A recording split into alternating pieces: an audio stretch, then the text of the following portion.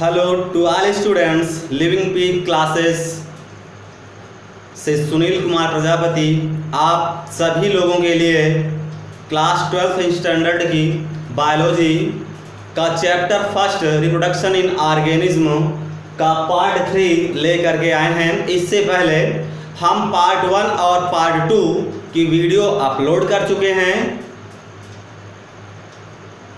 और इससे इस पार्ट 3 को शुरुआत करने से पहले पार्ट 1 और पार्ट 2 को देख लेंगे तो उसके आगे ये अच्छे समझ में आ जाएगा। पार्ट 1 और पार्ट 2 में हमने सिर्फ इस चैप्टर में बेसिक कॉन्सेप्ट दिया गया है, जिसमें कि पहले तो रिप्रोडक्शन को डिफाइन किया गया है, रिप्रोडक्शन के टाइप्स क्या हैं और उसके बाद में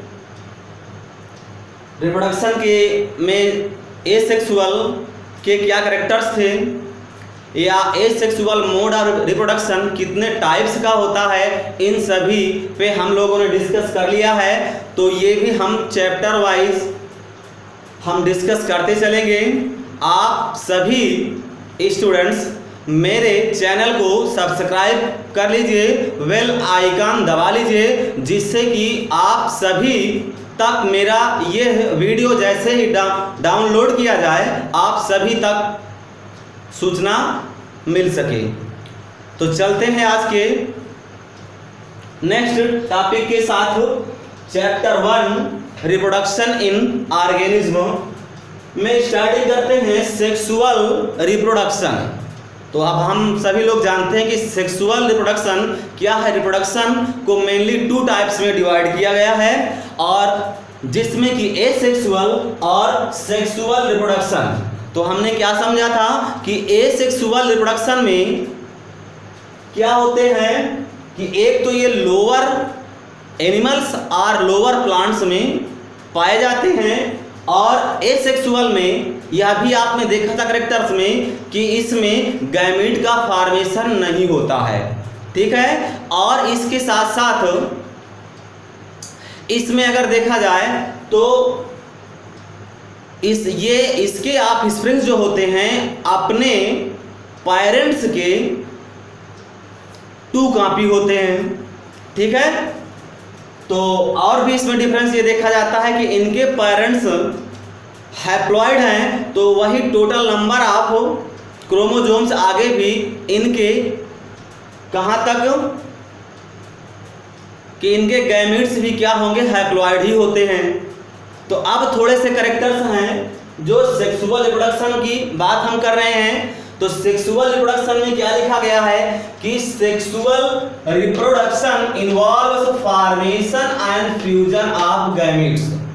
तो ये बात आपको समझ में आ जानी चाहिए कि सेक्सुअल रिप्रोडक्शन क्या होता है। Sexual reproduction involves formation and fusion of gamete. तो आप समझ सकते हैं कि सेक्सुअल रिप्रोडक्शन में क्या इन्वॉल्व होते हैं, formation and fusion of gametes, gametes का फॉर्मेशन और उसका फ्यूजन। तो ये बात क्लियर हो गई होगी कि सेक्सुअल रिप्रोडक्शन में किसका फॉर्मेशन हो रहा है, गैमीट्स का फॉर्मेशन हो रहा है, और उसके साथ साथ क्या है, फ्यूजन। तो sexual reproduction involves formation and fusion of gametes. आइए नेक्स्ट पॉइंट देखते हैं इसका। In this reproduction male and female gametes fuse to produce zygote which further gives rise to new organism.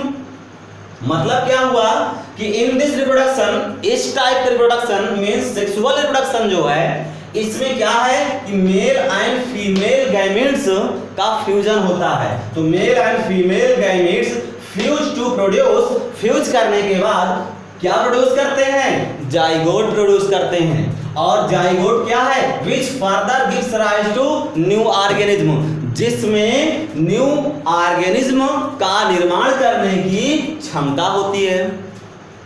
तो अब बात समझ में आ गई होगी। ये दोनों पॉइंट्स में, एक तो sexual reproduction involves formation and fusion of gametes. Sexual reproduction में क्या इन्वॉल्व होते हैं, गैमीट्स का फॉर्मेशन और फ्यूजन। और उसके साथ साथ in this reproduction male and female gamete, male और फीमेल गैमेट्स क्या होते हैं, फ्यूज होते हैं और टू प्रोड्यूस जाइगोट, जिसके बाद किसका निर्माण होता है, जाइगोट का निर्माण होता है। और zygote which further gives rise to new organism, means new organism का निर्माण होता है। क्लियर। आइए कुछ कैरेक्टर्स हैं, कैरेक्टरिस्टिक्स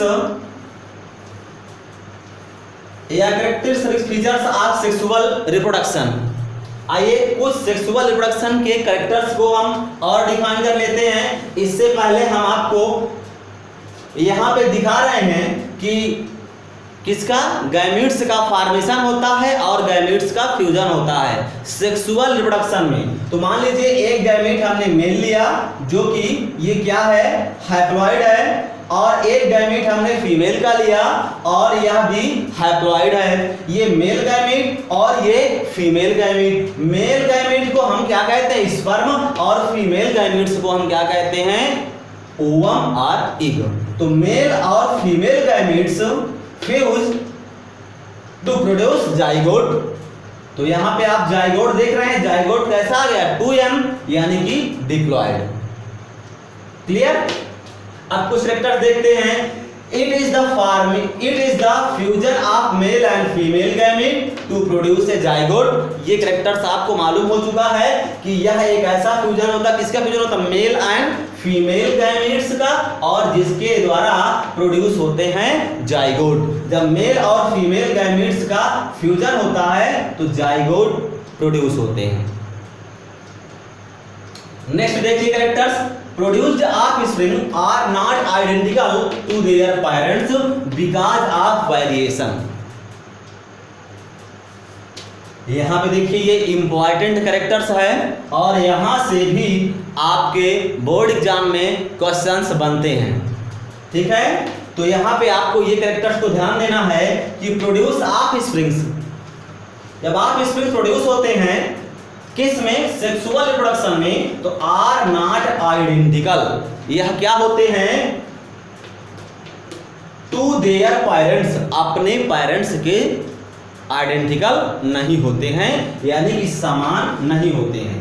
क्यों, क्योंकि बिकॉज ऑफ वेरिएशन, क्योंकि इसमें वेरिएशन देखने को मिलता है। तो यहां से ये लाइन को आप समझिएगा, बहुत इंपॉर्टेंट है कि produce offsprings are not identical to their parents. इसके ऑफस्प्रिंग्स जब प्रोड्यूस होते हैं तो अपने पेरेंट्स के आइडेंटिकल या सिमिलर या समान नहीं होते हैं, क्योंकि बिकॉज ऑफ वेरिएशन, क्योंकि उसमें वेरिएशन देखने को मिलता है। क्यों मिलता है वेरिएशन, यहाँ ये भी बात ध्यान रखने की आवश्यकता है कि क्योंकि यहाँ पे सेक्सुअल रिप्रोडक्शन में मेल से मेल गैमीट और फीमेल से फीमेल गैमीट्स का फॉर्मेशन होता है, और जब फॉर्मेशन होता है तो इसी गैमीट्स का हम देखते हैं क्रॉसिंग ओवर भी होता है। तो मेल गैमीट्स का और फीमेल गैमीट्स के जो क्रोमोसोम्स होते हैं वो आपस में क्रॉसिंग ओवर करके ये वेरिएशन का कारण बनते हैं। ठीक है, ऐसा एक सेक्सुअल रिप्रोडक्शन में नहीं होता है, क्योंकि वहां गैमीट्स बनते ही नहीं हैं, वो अपना एग्जैक्ट कॉपी अपने पेरेंट्स के होते हैं। ठीक है, तो इस तरह से वहां पे अगर देखा जाए सेक्सुअल में से तो क्लोन पे शॉर्ट नोट आ सकती है, या क्लोन को डिफाइन करने के लिए कहा जा सकता है। और दूसरा प्रश्न यहाँ सेक्सुअल रिप्रोडक्शन की बात की जा रही है कि ये बताइए कि सेक्सुअल रिप्रोडक्शन में वेरिएशन क्यों देखने को मिलता है। क्यों, क्योंकि इसमें जो है मेल और फीमेल गैमीट्स, मेल से मेल गैमीट, फीमेल से फीमेल गैमीट्स का निर्माण होता है, और निर्माण होने के बाद ये दोनों गैमीट्स आपस में फ्यूज करके जाइगोट का निर्माण करते हैं, और जिसके कारण ये क्रॉसिंग ओवर की प्रोसेस में इसमें वेरिएशन देखने को मिलता है। ठीक है, यह भी पॉइंट क्लियर हो गया। आगे नेक्स्ट पॉइंट देखिए, it is involves meiosis and syngamy. यह भी आपको मालूम है कि एसेक्सुअल रिप्रोडक्शन में क्या इन्वॉल्व हो रहा था, माइटोसिस इन्वॉल्व हो रहा था। यहाँ पे क्या इन्वॉल्व हो रहा है, इट इज इन्वॉल्व्स मियोसिस। यहाँ पे मियोसिस अर्धसूत्री विभाजन, यानी कहने का मतलब कि जो पेरेंट्स होते हैं डिप्लॉयड, उनके गैमेट की प्रोसेस, जब गैमेट्स का फॉर्मेशन होता है तो वहाँ पे मियोसिस की प्रोसेस होती है, जिससे उसके गैमेट्स आप देख सकते हैं कि टोटल नंबर ऑफ क्रोमोसोम जो पेरेंट्स के होते हैं उसके गैमेट्स में क्या होते हैं, हाफ हो जाते हैं। ठीक है, तो अब क्या है कि इट इज इन्वॉल्व मियोसिस, यानी कि सेक्सुअल रिप्रोडक्शन में मियोसिस इन्वॉल्व होती है। एंड सिंगेमी को हमने क्या बताया, सिंगेमी भी एक इंपॉर्टेंट वर्ड है, आप समझिएगा कि सिंगेमी क्या होता है। सिंगेमी कुछ और नहीं बल्कि मेल और फीमेल गैमेट्स का फ्यूजन। ठीक है, उसी प्रोसेस को हम यहाँ पे क्या ना वर्ड है, सिंगेमी नाम दे देते हैं। ठीक है, क्लियर। तो यहाँ पे आपको ये दूसरी लाइन में भी सिंगेमी को डिफाइन करना है, और इसमें सेकंड कैरेक्टर जो दिया गया था कि produce offsprings are not identical to their parents because of variation. तो ये दोनों कैरेक्टर्स बहुत ही इंपॉर्टेंट हैं। आगे देखिए, it is complex and slow process. यह भी आपको क्लियर होगा कि यह एक धीमी प्रक्रिया होती है। क्यों? क्योंकि यहाँ पर भी मेल फीमेल गैमेट्स बनेंगे, क्रॉसिंग ओवर्स होगा, उसके बाद फिर जाइगोट्स होगा, फिर जाइगोट्स का डेवलपमेंट होगा। तो यहाँ पे अगर देखा जाए तो it is involve meiosis and syngamy, it is complex, यह भी एक जटिल भी है, और स्लो प्रोसेस एक धीमी प्रक्रिया है। And rate of multiplication is also slow. अब इसमें आप समझ गए हैं कि जो मल्टीप्लिकेशन की रेट होती है वह भी एकदम स्लो होती है। तो ये बात क्लियर हो गई। हमने यहाँ पे difference between sexual and asexual पर भी कंपैरिजन करके समझा दिया कि दोनों में अगर डिफरेंस भी लिखने को आए तो आप दोनों में डिफरेंस कर सको। क्लियर। आइए आगे बढ़ते हैं। अब देखिए, when organism can sexually reproduce, भैया जब ऑर्गेनिज्म सेक्सुअली रिप्रोड्यूस होते हैं तो कहां से उनकी शुरुआत। तो सबसे पहले हम देखते हैं कि उस ऑर्गेनिज्म का क्या होगा, बर्थ होगा, जन्म होगा, और जन्म होगा तो जन्म से लेकर के लास्ट तक नेचुरल डेथ तक का जो पीरियड है उसको हमने पढ़ा गया था, लाइफ स्पान पढ़ा था। और यही लाइफ स्पान कहाँ से, बर्थ से लेकर के नेचुरल डेथ तक का जो पीरियड है उसको लाइफ स्पान कहा गया। लेकिन बर्थ से नेचुरल डेथ तक के पीरियड में 3 फेजेज प्रेजेंट्स होते हैं। ये 3 फेजेज क्या होते हैं, देखिए फर्स्ट फेज क्या होता है, फर्स्ट फेज होता है juvenile phase, second phase reproductive phase, और इसके साथ साथ थर्ड फेज क्या होता है, सेंसेंट फेज। तो यहाँ पे यह भी आपको ध्यान रखने की आवश्यकता है कि कोई भी ऑर्गेनिज्म है तो बर्थ से लेकर के उसकी नेचुरल डेथ तक का जो पीरियड है उसको भी 3 फेज में डिवाइड किया गया है। और ये तीनों फेज क्या हैं, जुवेनाइल फेज, रिप्रोडक्टिव फेज और सेंसेंट फेज।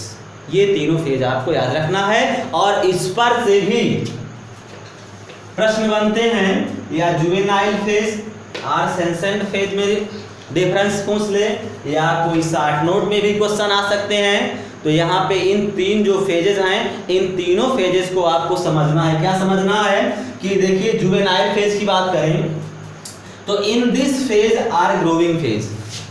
ये जो जुवेनाइल फेज होती है यह एक ग्रोथ की फेज होती है।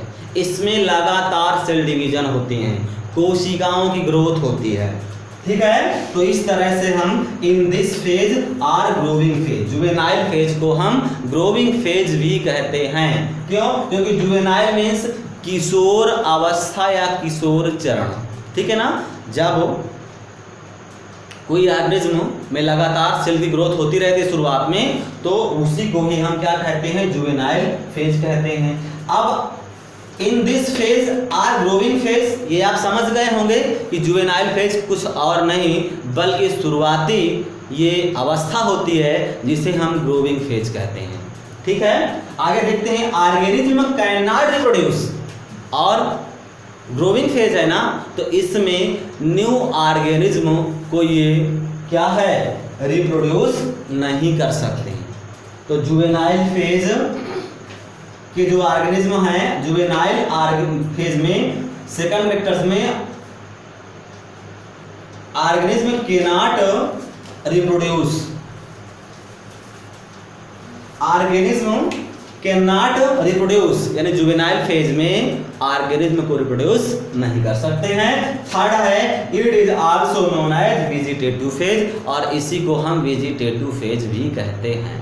तो जुवेनाइल फेज क्लियर हो गया कि जुवेनाइल फेज ग्रोविंग फेज होती है और इसके साथ ऑर्गेनिज्म कैन नॉट रिप्रोड्यूस, यानी इससे जो है जीव उत्पन्न नहीं हो सकते इस अवस्था से, और उसके साथ साथ इस फेज को वेजिटेटिव फेज भी कहा गया है। ठीक, क्लियर। आइए सेकंड देते हैं रिप्रोडक्टिव फेज क्या होते हैं। ऑर्गेनिज्म कैन रिप्रोड्यूस, क्योंकि रिप्रोडक्टिव फेज किस फेज के बाद आती है, जुवेनाइल फेज के बाद आती है, जिससे मैच्योरिटी कहते हैं, मैच्योर हो जाते हैं, तो उसमें वो ऑर्गेनिज्म क्या कर सकते हैं, ऑर्गेनिज्म कैन रिप्रोड्यूस, यानी ये एक नए जीव को उत्पन्न कर सकते हैं। It start after juvenile phase, यानी यह जुवेनाइल फेज के बाद स्टार्ट होती है यह अवस्था, जिसे हम क्या कहते हैं रिप्रोडक्टिव फेज कहते हैं। इसी तरह से सेंसेंट फेज, सेंसेंट फेज क्या होती है, जिसकी करेक्ट हिंदी होती है जीर्णावस्था, और आप नॉर्मल क्या कह सकते हैं, नॉर्मल कह सकते हैं ER वृद्धावस्था। तो इससे आप डिफरेंस भी समझ गए होंगे कि भाई यहाँ पर तो ये ग्रोविंग फेज थी और लगातार सेल डिवाइड होकर के ग्रोथ हो रहा था, लेकिन यहाँ पे आप क्या देख रहे हैं, इन this phase growth decline phase, यानी यहाँ पे ग्रोथ नहीं हो रही है।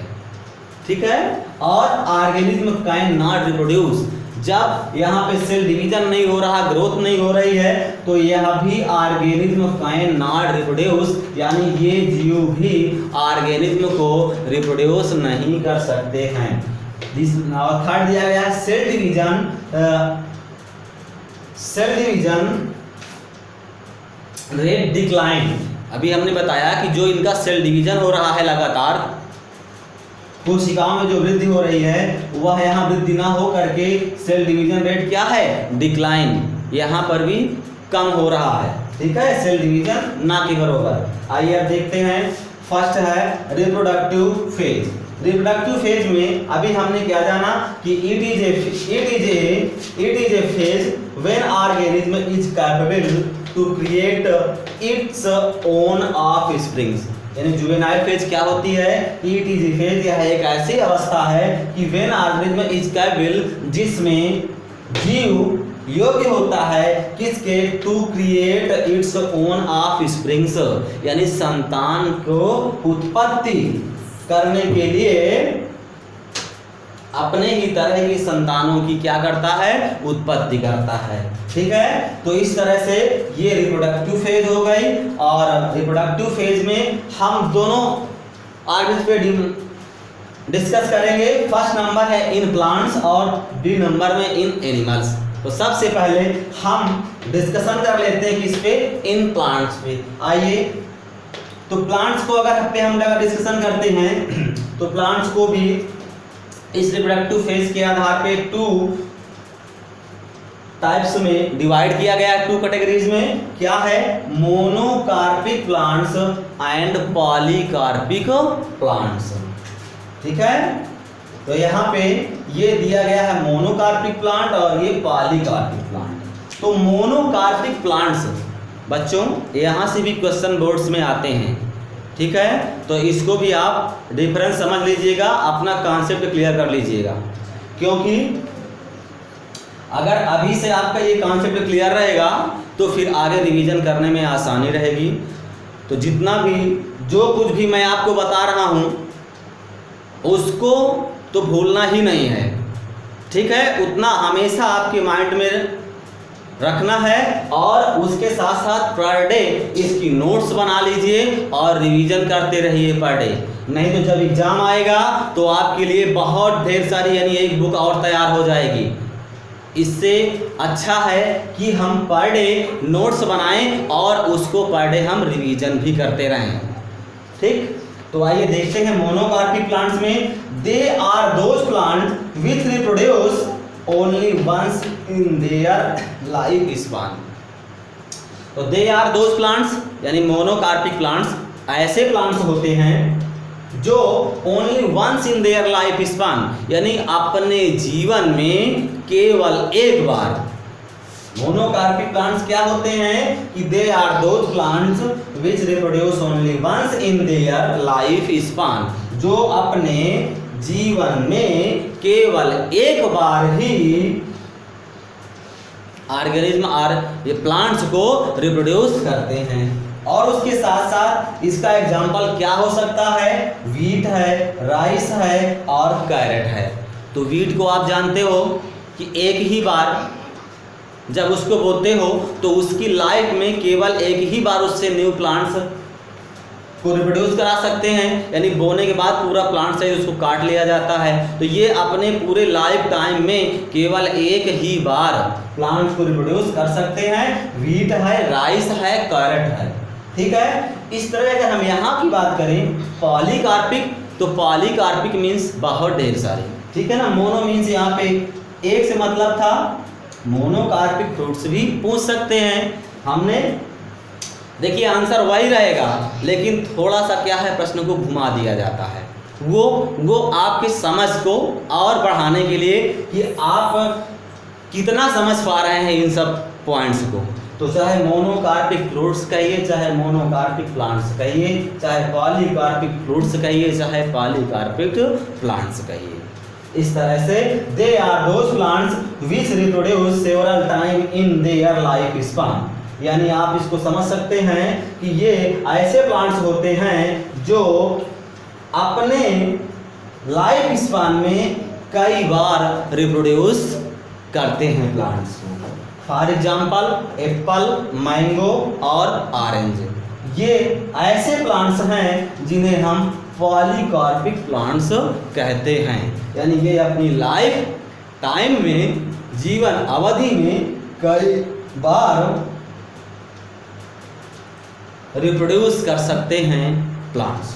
ठीक है, अब आइए आपके एनसीईआरटी में एक प्लांट्स को डिस्कस किया गया है, बहुत ही इंटरेस्टेड है और इंटरेस्टेड होने के साथ साथ इम्पॉर्टेंट भी है।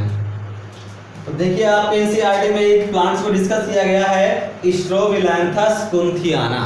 एक प्लांट्स है स्ट्रोबिलैंथस कुंथियाना और जिसको साधारण तौर पे हम नीला कुरैंजी नाम से जानते हैं। किससे जानते हैं? नीला कुरैंजी नाम से जानते हैं।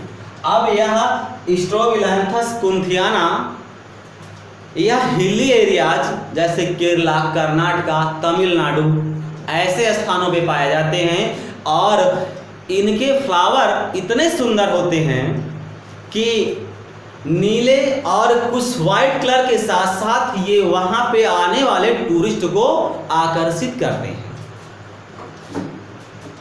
और इसके विषय में यही बताया गया है कि सितंबर और अक्टूबर 2006 में स्ट्रोबिलैंथस कुंथियाना की फ्लावरिंग हुई थी। अब आप समझ सकते हैं कि यह केवल 12 ईयर्स में ही इसमें फ्लावरिंग होती है, तो इसलिए इसको भी हम कह सकते हैं मोनोकार्पिक प्लांट्स। अच्छा, तो जब 2006 में हुई थी तो 12 ईयर बाद कब हुई होगी? तो सितंबर एंड अक्टूबर 2018 में हुई है।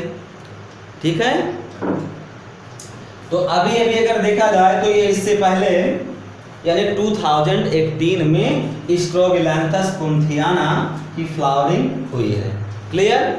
अच्छा, एक और भी है प्रश्न यहाँ पे कि जो दिया गया है